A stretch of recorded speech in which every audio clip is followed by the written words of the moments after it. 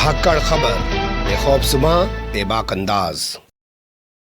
धाकड़ खबर के news room से मैं आपके साथ हूं अकरम रईस खान। जैसा कि आप लोग जानते हैं, कल ईडी ने महाविकास अघाड़ी सरकार में एनसीपी कोटे से मंत्री नवाब मलिक को गिरफ्तार कर लिया। उसके बाद कोर्ट ने नवाब मलिक को ईडी की हिरासत में यानी कि रिमांड पर भेज दिया। इस पूरे मामले को लेकर पूरे महाराष्ट्र नहीं, देश के अंदर हंगामा मचा हुआ है। भारतीय जनता पार्टी जहां सड़क पर उतरकर नवाब मलिक का इस्तीफा मांग रही है, वहीं पूरी महाविकास अघाड़ी सरकार यानी शिवसेना, एनसीपी और कांग्रेस मोदी सरकार पर गंभीर आरोप लगाते हुए कह रही है कि उनका मंत्री इस्तीफा नहीं देगा, वो लड़ेंगे और जीतेंगे और ईडी सीबीआई की ऐसी कार्रवाई से उनकी सरकार गिरने वाली नहीं है। लेकिन मैं महाराष्ट्र के हालात पे आपसे बात करने नहीं जा रहा हूं, क्योंकि उसको लेकर हो सकता है भोंपू मीडिया और उसके दलाल चटकार दंगाई, बल्कि ईमानदार बन चुके पत्रकारों ने बहुत सारी खबरें आपको बताई होंगी। मैं आपके सामने उत्तर प्रदेश की खबर रखने जा रहा हूं। जी हां, ध्यान से सुनिए, गौर से सुनिए, क्योंकि सिद्धार्थनगर जिला है उत्तर प्रदेश का, जानते हैं ना, जहां कुशीनगर और एयरपोर्ट बना दिया और ये कर दिया, ना जाने कैसी कैसी चीजें उस इलाके में की गई हैं नरेंद्र मोदी के जरिए, भाजपा के जरिए। वहां पहुंच गए संजय राउत, राज्यसभा सांसद हैं शिवसेना के, उनके घर भी ईडी जा चुके हैं, उनके रिश्तेदारों के यहां भी जा चुकी है। सामना के संपादक भी हैं और अपनी बेबाकी के लिए जाने जाते हैं। उनके साथ जो है उद्धव ठाकरे के बेटे या यूं कहें बाला साहेब ठाकरे के पोते आदित्य ठाकरे भी यहां पहुंचे। अपने प्रत्याशी के समर्थन में उन्होंने यहां एक बड़ी जनसभा को संबोधित किया और इस दौरान जो बयान दिए वो मैं आपके सामने रखने जा रहा हूं। संजय राउत ने कहा कि ईस्ट इंडिया कंपनी को खदेड़ने का वक्त आ गया है। उन्होंने भारतीय जनता पार्टी को ईस्ट इंडिया कंपनी बताते हुए कहा कि ये वही ईस्ट इंडिया कंपनी है जब महाराष्ट्र से लॉकडाउन के दौरान मजदूर निकलकर उत्तर प्रदेश में अपने घरों में आना चाहता था तो इसने उन्हें बॉर्डर पर रोक लिया था। ये लोग सिर्फ नफरत की राजनीति करते हैं, धर्म को लड़ाने की राजनीति करते हैं। शिवसेना का हिंदुत्व ऐसा हिंदुत्व नहीं है जो दूसरे धर्मों का सम्मान न करता हो, दूसरे धर्म के लोगों को साथ लेकर ना चलना चाहता हो। हम हिंदू, मुस्लिम, सिख, ईसाई सबको साथ लेकर चलना चाहते हैं। बहुत करारा जवाब ईस्ट इंडिया कंपनी कहते हुए नरेंद्र मोदी सरकार पर संजय राउत ने बोला है। पहले वो सुनिए, फिर आपके सामने आदित्य ठाकरे का वीडियो रखूंगा। शिवसेना का जो विधायक होता है ना या सांसद होता है, उनको विधायक या सांसद नहीं कहा जाता, उनको शेर कहा जाता। ये शेर है और शेर की दहाड़ जब गूंजती है, उठती है, तो पूरा देश सुनता है। जैसे बाला साहेब ठाकरे जी के आप सुनते थे, उद्धव ठाकरे जी के आप सुनते हैं, आदित्य ठाकरे जी के आप सुनते हैं। हम जब मुंबई में घूमते हैं, मुंबई से पुणे तक कहां भी, बहुत हिंदी भाषिक लोग हैं हमारे यहाँ, लाखों। मुंबई में तो आधी मुंबई हिंदी भाषा में हम बात करते हैं, लेकिन जहां भी जाता हूं तो 10 में से 4 लोग सिद्धार्थनगर के होते हैं, 4 में से 1 डुमरियागंज का होता है। कहां से होते? डुमरियागंज से होते। तो ये हमारा रिश्ता है डुमरियागंज से, सिद्धार्थनगर से, यूपी से। लेकिन आपने जो वर्णन किया है ईस्ट इंडिया कंपनी का, ये ईस्ट इंडिया कंपनी जो है 10 मार्च के बाद आपको नहीं दिखेगी, ना गोरखपुर में दिखेगी, यहां से तो हर गई समझ वापिस, ना लखनऊ में दिखेगी। और यही परिवर्तन का माहौल रहा तो 2024 में ये ईस्ट इंडिया कंपनी दिल्ली से भी भाग जाएगी।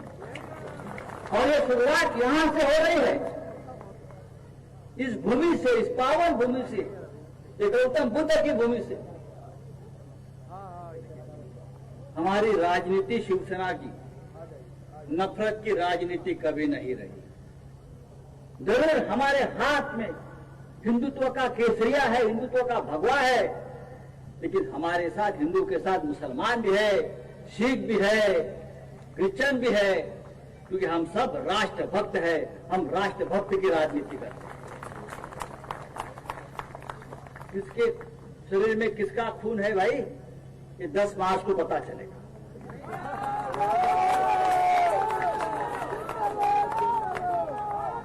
ये खून की कसम है कि किसके शरीर में किसका खून है और आपका खून क्या है और आपके खून में क्या दौड़ रहा है, कि यहाँ की जनता 10 मार्च को जिताएगी, 3 मार्च को जिताएगी।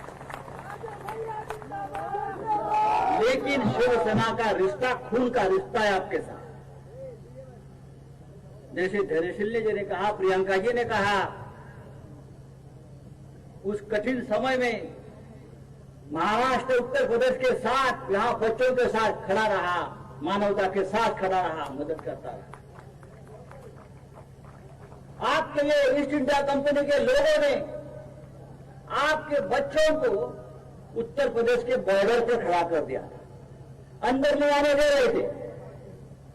और हम ही थे, उद्धव ठाकरे जी की सरकार थी, मुंबई की सरकार थी, शिवसेना की सरकार थी, जो आपके साथ हमेशा खड़ी रही है और आने वाले दिनों में रहेगी। ये आजादी की लड़ाई की बात आपने की है, ये आजादी की लड़ाई है, डुमरियागंज की आजादी की लड़ाई है, सिद्धार्थनगर की आजादी की लड़ाई है। लड़ेंगे? आप तो नेताजी है, तो सुभाष चंद्र बोस का काम करिए। और आपके लिए आजाद हिंद फौज महाराष्ट्र से आई है शिवसेना भाई, हम आपके साथ है। आप क्यों डरते हो? ना डरना ना झुकना, ये शिवसेना का नारा है। सुन लिया आपने संजय राउत को। अब इसके बाद बारी आई बोलने की आदित्य ठाकरे की। आप जानते हैं आदित्य ठाकरे पर्यावरण मंत्री हैं और पर्यटन मंत्री हैं, तो वो यहां प्रचार कर रहे थे। प्रचार करते हुए उन्होंने भी कहा कि जुमलेबाज सरकार है। जिस तरीके का प्रचंड बहुमत इन लोगों को मिला है, राज्य में भी इनकी सरकार है, उससे हमें लग रहा था महाराष्ट्र में बैठे हुए कि लोग विकास की गंगा उत्तर प्रदेश में बहा देंगे। लेकिन इन लोगों ने सिर्फ जुमलेबाजी की है, लोगों के अंदर नफरत पैदा की है, नफरत के आधार पर उनको लड़ाने की कोशिश के अलावा ये कुछ भी नहीं कर पाए हैं। चुन चुनकर उन्होंने भी संजय राउत की तर्ज पर मोदी सरकार पर, योगी सरकार पर हमला बोला है। कहा है कि योगी भी चले जाएंगे, मोदी भी चले जाएंगे, लखनऊ भी डाउन हो जाएगा, दिल्ली भी डाउन हो जाएगा, और ये जो परिवर्तन यहां से होगा वो 2024 में भी नजर आएगा। तो ये वीडियो भी सुन लीजिए आदित्य ठाकरे का। केंद्र में भारत सरकार इतनी 303 की बहुमत से बनी हुई है, यहां भी बहुमत है। कैसा बहुमत? जैसे कोई राजा तो बहुमत है, वैसे बहुमत की सरकार भाजपा की उत्तर प्रदेश में बन चुकी थी। लेकिन जो भी वादे थे, जो भी आशाएं दिखाई, जो भी सपने दिखाए, वो सपने सपने रह गए, सपनों का जुमला बन गया, लेकिन सपने खड़े उतरे नहीं। उतरे क्या? सिर्फ नफरत की बातें हो रही, सिर्फ दंगे की बातें हुई, डरावनी बातें हुई। अभी भी 5 साल बाद, यानी भारत सरकार तो 7 सालों से है, 2014 से है, बहुमत 2 बार मिली थी। अभी भी मैं देख रहा हूं कि उत्तर प्रदेश में जो भारी बहुमत मिली थी 2017 में, 7 साल भारत सरकार के और 5 साल उत्तर प्रदेश सरकार के भाजपा सिर्फ लोगों को डराते आ रही है कि ऐसे होगा, वैसे होगा, ये खतरे में है, वो खतरे में है। लेकिन खतरे में कोई हो नहीं सकता। ये श्री राम की भूमि है, श्री राम की भूमि है, ये तो अपनी भूमि है, ये अपना देश है। अगर आप देखिए शिवसेना की राजनीति देखिए, तो हमारे जो शिवसेना प्रमुख हिंदू हृदय समेत बाबा साहेब ठाकरे हैं, उन्होंने हमेशा यही कहा है कि जब जब राजनीति करे तो वो लोगों के लिए करे, समाज सेवा के लिए करे, राजनीति नहीं लेकिन समाज सेवा करे। जब जब चुन के आए सरकारें बने, तो हर एक को हक है, हर एक को अधिकार है कि अपना अपना धर्म की बातें कहे, धर्म के अधिकार में कहे। लेकिन उसी के आगे जाते हुए शासन ये धर्म के बारे में होता नहीं, शासन ये लोगों के लिए होता है। खून खून में फर्क नहीं होता, हर एक का खून लाल होता है। ये मानव धर्म की बात है। मुझे याद है 3-4 साल पहले हमारे महाराष्ट्र में भी किसान आंदोलन चले थे। हमारे किसान भाई बहन मुंबई की ओर चले आ रहे थे, एक मोर्चा लेके आ रहे थे, बड़ा विशाल मोर्चा आ रहा था। और तभी की जो भाजपा सरकार थे, जिसमें हम भी शामिल थे, हमें अभी दुख होता है कि उस सरकार में हम शामिल थे, क्योंकि बहुत सारी गलत चीजें उस समय हुई। लेकिन अभी हम अच्छी शासन चला रहे हैं, महाविकास आघाड़ी चला रहे हैं। तब भी राजू जी उन किसानों को क्या क्या नाम नहीं कहे थे, क्योंकि उनका झंडा लाल था, उनकी खून का रक्त का जो खून का रंग था वो लाल था। उनको माओवादी कहा गया, उग्रवादी कहा गया, आतंकवादी कहा गया। लेकिन वो किसान थे, वो अपने हक के लिए चल के आ रहे थे। और मुझे लगता है वही चीजें अब भी पिछले साल यहां दोहराई थी।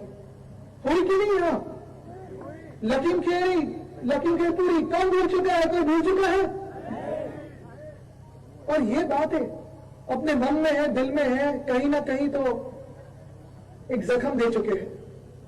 और इसलिए मैं जब देखता आया हूं, अभी भी जो कोई बातें चल रही थी, मैं राजू जी से पूछ रहा था कि यहाँ विकास हुआ कि नहीं। आप मुझे बताएं, ये तो प्रत्याशी है यहाँ से, आप मुझे बताएं विकास हुआ कि नहीं हुआ? नहीं हुआ। लेकिन फिर जो आपके यहाँ के अभी के मुख्यमंत्री है, जो कल के चुनाव के बाद भूतपूर्व मुख्यमंत्री बनेंगे, वो जब हमारे मुंबई में आते हैं, कभी कभी अलग राज्यों में जाते हैं, जो हमारे अखबारों में बड़ी बड़ी एड्स देते हैं कि इतनी इन्वेस्टमेंट आई, इतनी फैक्ट्री आई, इतने रास्ते बने, ऐसे हुआ।